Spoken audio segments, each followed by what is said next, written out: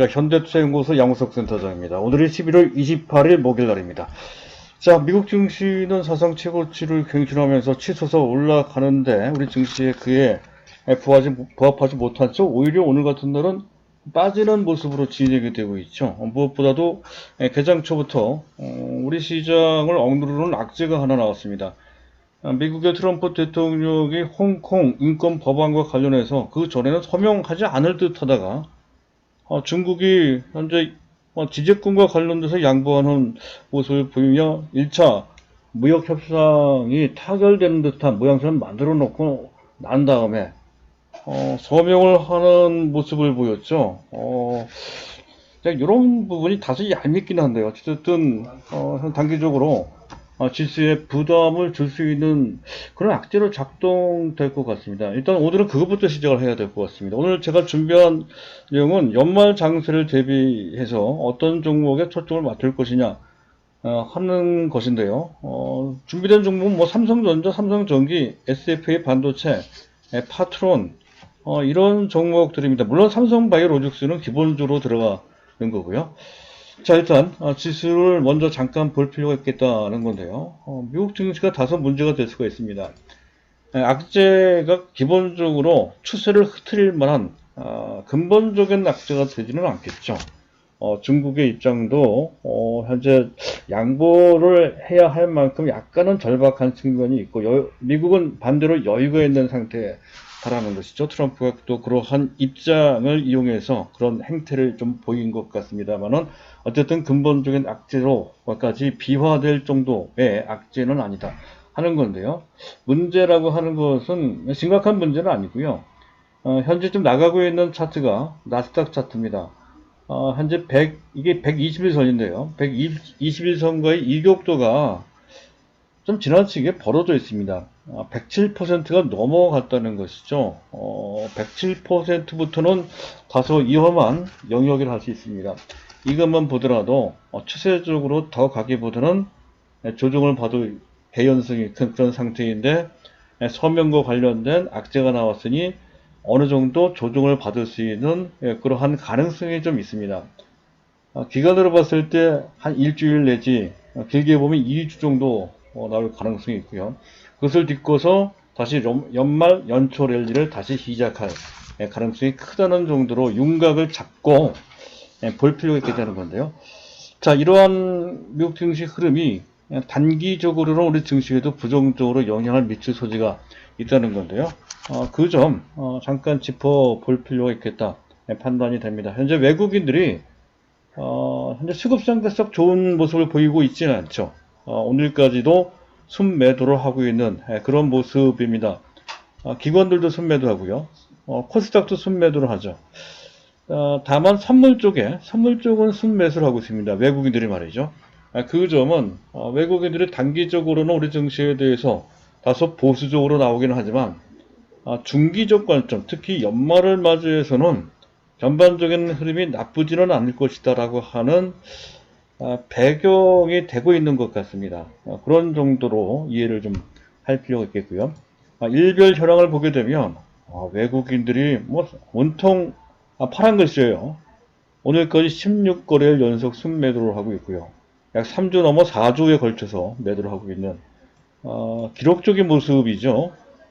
현재 그 규모가 3조 2천억 원이 넘어갑니다. 자, 그런 것 치고는 우리 증시 지수도 마찬가지고 그 매도의 핵심이라 할 수 있는 삼성전자의 낙폭이 그렇게까지 크지는 않죠. 따라서 내면적으로는 현재 지수가 크게 나쁘지 않고 미국 증시 때문에 조정을 좀 받더라도 어느 정도 조정을 받고 난 다음부터는 탄력적으로 올라갈 수 있는 잠재력이 깔려 있다는 것이고요. 그 핵심에는 삼성전자가 현재 차지할 것 같습니다. 그 점을 우리가 지금부터 좀 살펴본다는 건데요. 자, 일단 연말 장세를 위해서 현재 그 특성을 좀 살펴볼 필요가 있겠습니다. 글로벌 시장에서 보면 현재 뭐 트럼프가 설명을 안 했다고 치지만 전체로 봤을 때는 미중 갈등이 완화되고 있는 그런 추세라는 것이고요. 또 이에 따라서 미국 증시가 호응하면서 신고가 랠리를 한다는 건데 아마 그것이 연말뿐만 아니라 내년 연초까지 이른바 산테 랠리 넘어서 제뉴얼리 이펙트로 하죠. 그 1월 효과까지 연결될 소지가 높다는 것이고요. 또 현재 시장에서 별로 표출되지는 않고 있습니다만은 유럽 중국이 계속 확장적 정책 스탠스를 지키고 있습니다. 중국도 12월 초에 중앙경제공작회의를 거쳐서 미국과의 관계가 조금 정리가 되면 내년부터 본격적으로 경기 부양책을 내놓을 가능성이 크다는 것이죠. 그리고 어느덧 R의 공포, 리세션입니다. R은요. 그래서 침체, 글로벌 대침체 공포에서 벗어나는 듯한 인상이 상당히 짙어요. 그동안 문제됐던 장단기 금리가 정상화되었고 이미 한 달 됐습니다. 그리고 최근 들어 미국 중심으로 해서 대규모 글로벌 기업들끼리의 M&A가 나오는 것도 그에 해당이 된다 할 수 있겠습니다. 자, 그리고 우리 증시만 본다면 매우 시점적인 특수성, 연말 맞이해서 특수한 현상이 나올 수 있다는 것이죠. 무엇보다 가장 크게 기대되는 것은 기관, 그 중에서도 액티브 펀드 쪽입니다. 윈도우 드레싱할 소지가 상당히 크다는 거죠. 더군다나 아마 이 방송을 청취하시는 분들도 공감하시겠습니다만은 금년 장세가 지수도 그렇고 상당히 어려웠습니다. 종목은 더 어려웠죠. 펀드들도 우왕좌왕을 했단 말이죠. 해서 대부분 펀드들도 성적이 별로 좋지 않습니다. 따라서 연말에 자기네 펀드의 수익률 관리를 필연적으로 해야 된다는 것이죠. 과거에 보더라도 최근 5년 동안 기관들은 주로 액티브 펀드입니다만은 윈도우 드레싱 목적으로 12월 달에는 순매수를 했습니다. 적어도 1조 원부터 많게는 5조 원 가까이 순매수를 했는데요. 아마도 이번 연도 다음 달부터 연말까지 우리 기관들 액티브 펀드를 중심으로 해서 적어도 3조 이상 순매수할 가능성이 상당히 큽니다. 지수를 떠받친다는 것이죠. 거기다가 외국인도 컴백할 가능성이 있고 보면 지수가 상당히 탄력적으로 올라갈 가능성이 있어요. 또 한 가지는 최근 외국인들이 삼성전자를 위시해서 또 현재 많이 올라간 종목들에 대한 공매도를 상당히 많이 했다는 건데요. 그것을 연말 되기 전에 배당 받기 전에 환매를 해야 된다는 거죠. 그것을 쇼커버링이라고 합니다. 쇼커버링이 강하게 유입될 소지가 상당히 높아요. 그리고 스필오버 효과, 미국을 중심으로 해서 안전자산 위주로 갔던 그 자금들이 시장에 안정됨에 따라서 위험자산군, 즉 이머징 마켓 쪽이거나 또는 성장주 쪽으로 현재 다시 컴백되는데 거기에 가장 적격한 컴백 대상이 되는 국가가 바로 한국이라는 것이죠. 한국 증시. 그 외국인들이 기환할 소지가 상당히 높습니다. 더군다나 MSCI 비중 조절도 끝났단 말이죠. 그런 측면. 그래서 그리고 마지막으로 특정 종목은 삼성전자를 뜻합니다. 시총 비중 상한제, 이른바 30% 룰이라고 하는 것이죠. 지금 11월 말 기준인데요. 회피될 것이 확실시되고 있죠. 삼성전자가 이런 식으로 6만원 이상 계속 지킨다면 혹시 모를까. 현실적으로 그건 불가능합니다. 이틀밖에 안 남았으니까. 그래서 지금 현재 30% 룰이 적용되지 않을 것이다 하는 것이고요.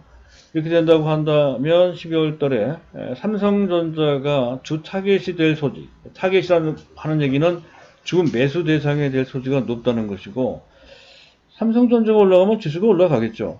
그런 관점으로 연말 장세 지수와 관련돼서 살펴봤고요.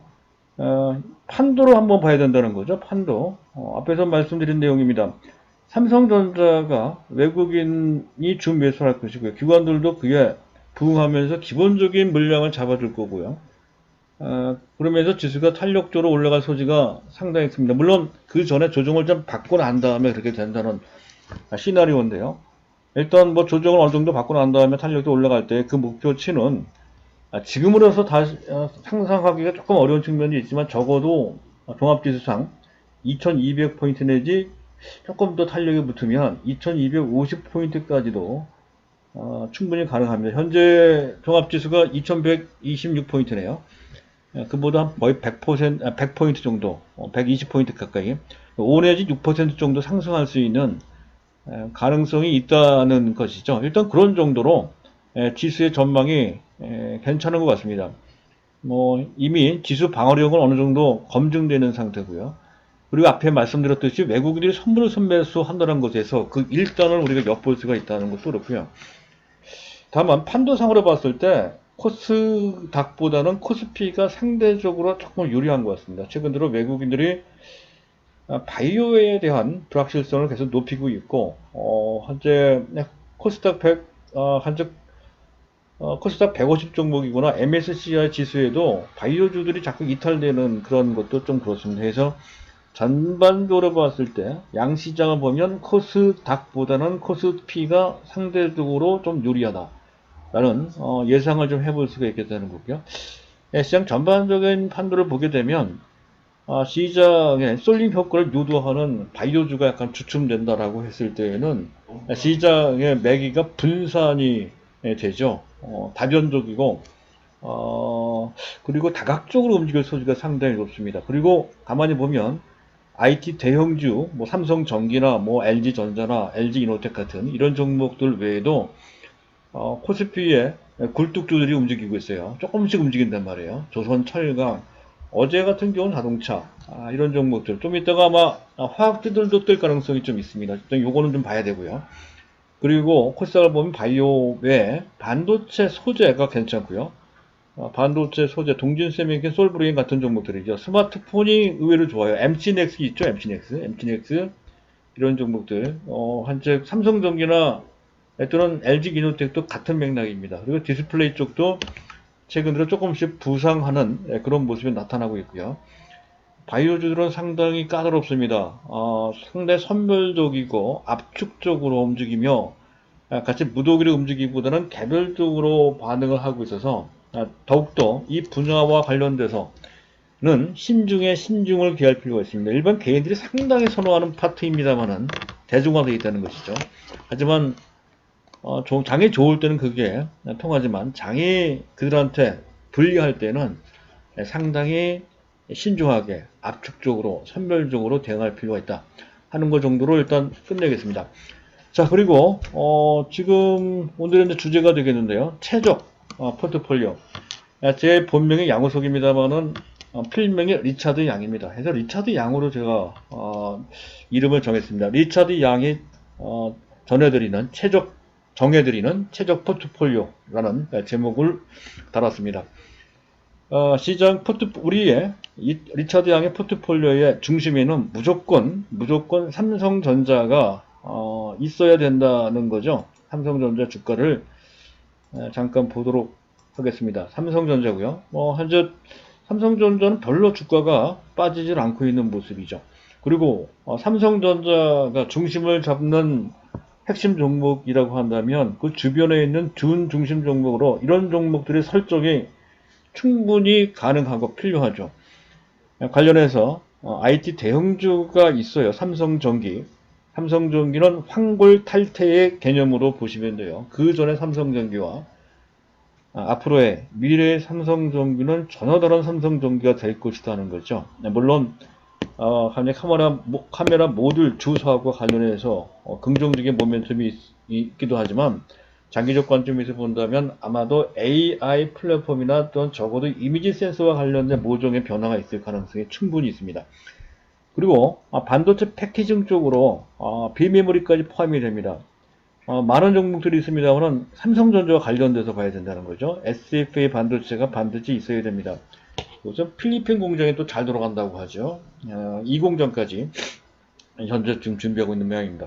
그리고 넷패스도 움직일 때가 됐어요. 서두를 때는 아직은 아닌데요. 그동안에 현재 펀드 물량을 계속 현재 압박을 받아오다가 어느 정도 벗어나는 듯한 인상이 상당히 높습니다. 차트가 준비가 안 됐군요. 넷패스 요 종목은 개별적으로 그 차트를 보시면서 확인을 해 보십시오. 오랫동안 거의 한 달 이상 23,000원대 주가가 다져지는 모습이 의미있게 진행되고 있고요. SAP 반도체는 조금 많이 올라갔어요. 그래서 이 가격에서 추격해서 매수하기는 다소 단기적으로 좀 불리한 부담이 되는 그런 측면이 좀 있죠. 그래서 좀 약간 늦춰서 보실 필요가 있겠다. 물론 보유하신 분들은 뭐 당연히 보유해야 되는 거고요.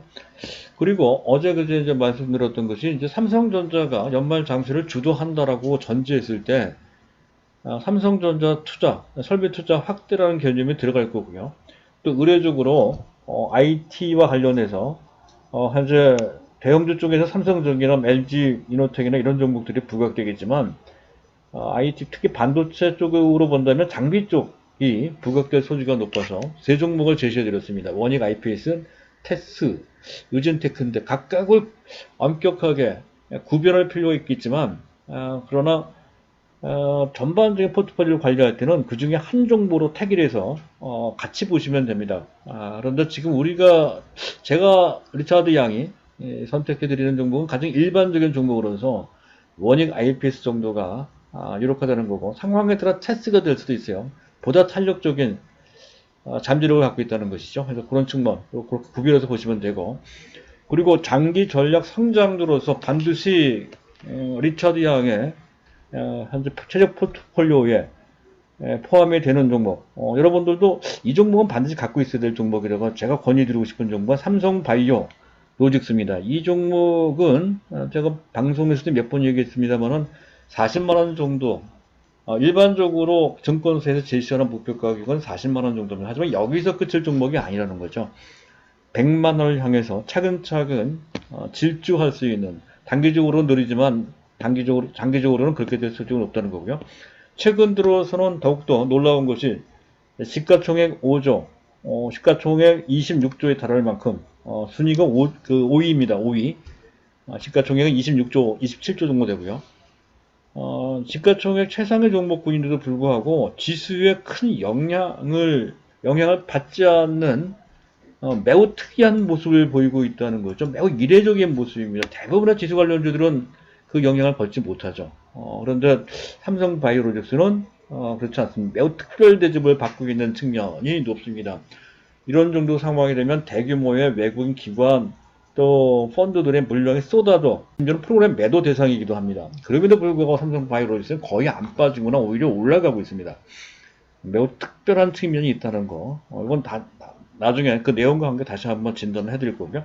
기타 후보 종목입니다. 5G와 관련돼서 오이솔루션, 그리고 RF, HIC 등이 있고요. 스마트폰 폴더폰 관련돼서 MC넥스, 파트론, SKC, 코롱 등이 있습니다.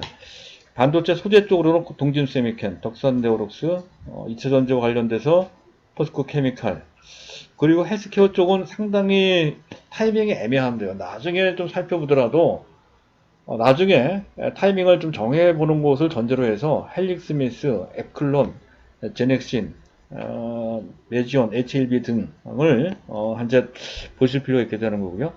그리고 기타 카카오, LG화학, LG이노베이션도 뭐 많이 빠지고 있는데 이것도 내년 정도에 반전의 계기가 될 것 같은데 그 전 아마 12월 달에 바닥을 찍을 가능성이 있습니다. 테스나 같은 종목도 비메모리 반도체 테스트와 관련돼서 주목받을 가능성이 좀 있다 하는 정도로 일단 차트를 일일이 보면 시간도 걸리고 그래서 제목만 먼저 말씀을 드렸는데 이거는 각자 이 방송을 청취하시는 분들이 차트를 통해서 종목을 좀 확인해 보시는 것이 도움이 될 것 같습니다. 자, 마지막으로 안내 말씀드리도록 하겠습니다. 저희 현대투자연구소에서는 이번 주 일요일 날입니다. 오후 2시에서 5시까지 약 3시간 좀 넘게 강연회를 합니다. 연말 장세나 현재 최적의 포트폴리오 이런 정도의 내용을 갖고서 뭐 5G도 있고요. 바이오 관련주 중에서 핵심 종목들이 있습니다. 그리고 삼성전자 얘기를 좀 할 거고요. 이런 내용을 중심으로 해서 리베라 강남에 있죠. 청담동 리베라 호텔 2층 샤머니 홀에서 강의 비용은 2만 원입니다. 2만 원. 청담동 리베라 호텔에서 오늘 이번 주 일요일 날 오후 3시부터 4시 사이에 강의를 합니다. 관심이 있으신 분들은 참석을 해 보시기 바랍니다. 온라인으로 인터넷으로 또는 유튜브 방송으로 듣는 것보다 현장에서 오프라인으로 듣는 것이 훨씬 와닿는 게 큽니다. 배우는 것도 있고요. 또 느끼는 것도 좀 다르거든요. 그래서 관심이 있으신 분들은 꼭 참석해 보시라는 말씀으로 오늘 유튜브 방송은 마치도록 하겠습니다. 감사합니다.